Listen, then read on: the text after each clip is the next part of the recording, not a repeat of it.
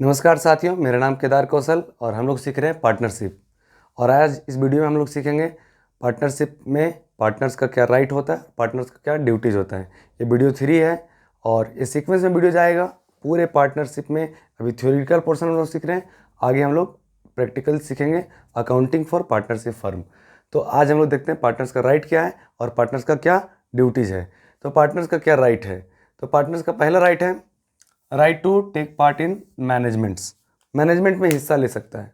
Partners का right है कि पार्टनर्स बिजनेस के जो पार्टनरशिप फर्म है उस फर्म में मैनेजमेंट में अपना रोल प्ले कर सकता है, अपना हिस्सा ले सकता है। उसमें जो भी मैनेजरियल डिसीजन है उसमें अपना रोल प्ले कर सकता है। मतलब प्लानिंग होता है, ऑर्गेनाइजिंग होता है, स्टाफिंग होता है, डायरेक्टिंग होता है, कंट्रोलिंग होता है। ये सभी चीज़ों में अपना रोल प्ले कर सकता है, उसमें अपना हिस्सा ले सकता है। दूसरा राइट है inspect books of accounts. Inspect books of account means जो बिजनेस चल रहा है उसका जो बुक्स ऑफ अकाउंट्स तैयार किया जा रहा है उस बुक्स ऑफ अकाउंट्स का जांच कर सकता है। उसमें किसका क्या उधार बाकी है, किसका क्या देना है पेमेंट, कितना एसेट है, कितना लाइबिलिटीज़ है, ये सारा चीज़ को वो चेक कर सकता है। ठीक है, तो वो बुक्स ऑफ अकाउंट को इंस्पेक्ट कर सकता है। तीसरा है शेयर प्रॉफिट्स एंड लॉस। वो बिजनेस में जो भी प्रॉफिट्स होगा, जो भी लॉस होगा उसको शेयर कर सकता है और उसका ये राइट है प्रॉफिट्स को शेयर करना, प्रॉफिट्स में हिस्सा लेना। अगला है no new partners without the consent of existing partners. मतलब बिना एग्जिस्टिंग पार्टनर के कंसेंट के नए पार्टनर्स बिजनेस में नहीं आ सकते। तो ये राइट है, किसका राइट है? पार्टनर्स का राइट है कि उससे भी अधिक, उससे उसका कंसेंट लेना चाहिए। अधिक किसी पार्टनर से, यदि मान लो कि ए बी सी डी ये 4 पार्टनर्स एग्जिस्टिंग पार्टनर्स हैं, पहले से चल रहे हैं, और यदि ई जो कि डी और सी और बी का मित्र है ना, यदि ई बी सी डी का मित्र है और इन लोग मिल करके चाहते हैं कि बिजनेस में ई भी आ जाए, तो ई ए की भी सहमति होना जरूरी है। 3 की सहमति सफिशिएंट नहीं है, ए की भी सहमति होना जरूरी है। तो हर पार्टनर्स का राइट है कि उनसे सहमति लेना होगा, तब नए पार्टनर्स बिजनेस में आएंगे।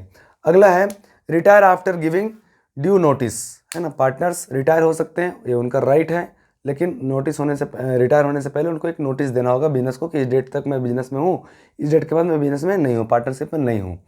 अगला है be indemnified by the firm if expenses incurred for the business. यदि बिजनेस के लिए यदि कोई पार्टनर, वो जो पार्टनर से बिजनेस चल रहा है उस बिजनेस के लिए यदि कोई पार्टनर्स कुछ खर्च करता है तो उस खर्च को फर्म्स के अकाउंट से, फर्म से उसे क्षतिपूर्ति करना चाहिए। मतलब फर्म से उसे पैसा मिलेगा। यदि कोई पार्टनर्स, मान लो ABCD 4 पार्टनर्स हैं, डी ने फर्म के लिए एक मशीन खरीद के लेकर आया, डी ने पर्सनल पैसे से फर्म के लिए एक मशीन खरीद के ले आया, तो पूरे फर्म की रिस्पॉन्सिबिलिटी है कि इस पैसे, जो मशीन में जो पैसा डी के द्वारा लगाया गया है उस पूरे पैसे को डी को दिया जाए फर्म के द्वारा।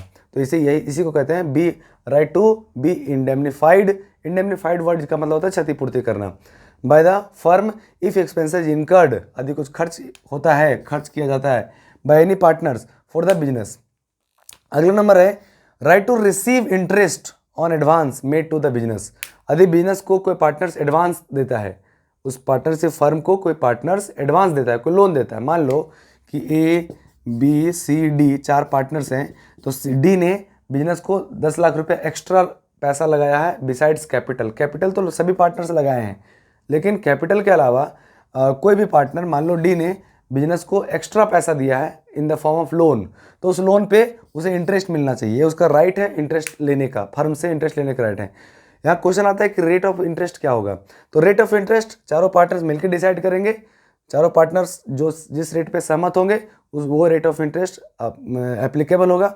लेकिन यदि पार्टनर ने डिसाइड ही नहीं किया कि क्या रेट ऑफ इंटरेस्ट होगा, तो एक प्रिस्क्राइब्ड रेट है जो पार्टनरशिप एक्ट में दिया है 1932 में, 6% per annum. 6% per annum prescribed है इन द पार्टनरशिप एक्ट 1932। तो इस रेट से उसे इंटरेस्ट मिलेगा। अगला नंबर है be consulted, right to be consulted for any affairs of the business. मतलब बिजनेस में यदि कोई पॉलिसी, कोई नया चेंज लाना है तो सारे पार्टनर्स को कंसल्ट करना चाहिए। ये नहीं कि 4 पार्टनर हैं तो 3 को कंसल्ट किए, 1 को कंसल्ट नहीं किए। कि any form of changes if any partners want to made in the business then each and every partner should be consulted. हर एक पार्टनर्स का कंसल्टेशन जरूरी है, सहमति जरूरी है। अगला नंबर है be joint owner of the firm's property. और फर्म्स के प्रॉपर्टी का सारे पार्टनर ज्वाइंट ओनर कहलाते हैं और उनका ये राइट है कि फर्म्स के प्रॉपर्टी का वो ज्वाइंट ओनर है, इंडिविजुअल ओनर नहीं, ज्वाइंट ओनर। और भी राइट्स हैं, फर्म्स के बिहाफ में वो पेमेंट रिसीव कर सकते हैं, फर्म्स के बिहाफ में वो पेमेंट किसी को कर सकते हैं, वो फर्म्स के बिहाफ में फर्म्स के प्रोडक्ट को सेल कर सकते हैं, और फर्म्स के बिहाफ में वो बहुत सारे एक्टिविटीज़ वो कर सकते हैं, बट बस उसके सारे पार्टनर्स को इन्फॉर्म करना पड़ेगा। अगला नंबर है, ये हो गया कुछ राइट्स, अगला है कुछ ड्यूटीज। फर्म्स के फर्म्स में जो पार्टनर्स हैं उनका कुछ ड्यूटीज होता है।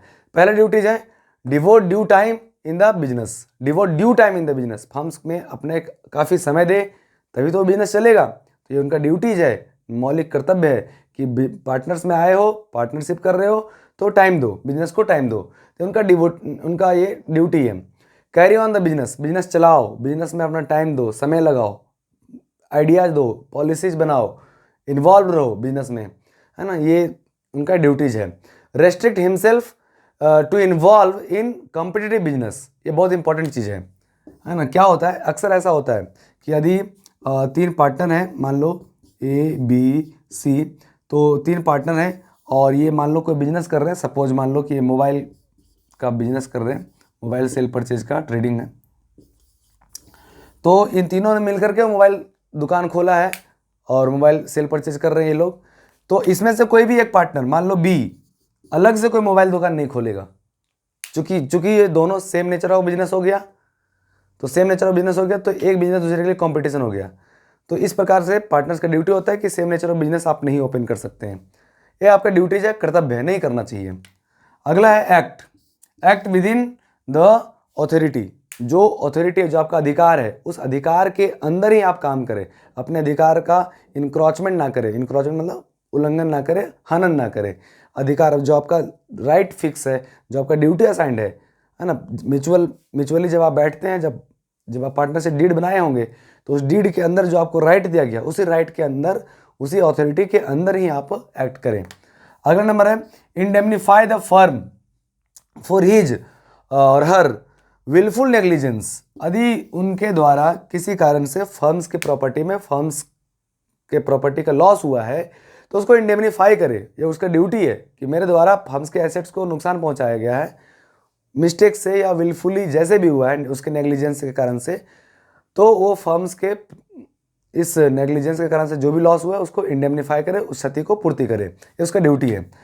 छठा ड्यूटी है use the firm's property for the firms growth, not for the personal growth, firms के प्रॉपर्टी को फर्म्स के ग्रोथ के लिए लगाओ, वो पार्टनरशिप फर्म का जो प्रॉपर्टी है उसका तुम यूज करो, but for the firms growth, not for personal growth. तो ये कुछ इसका ड्यूटीज हो गया और ये कुछ राइट्स हो गया।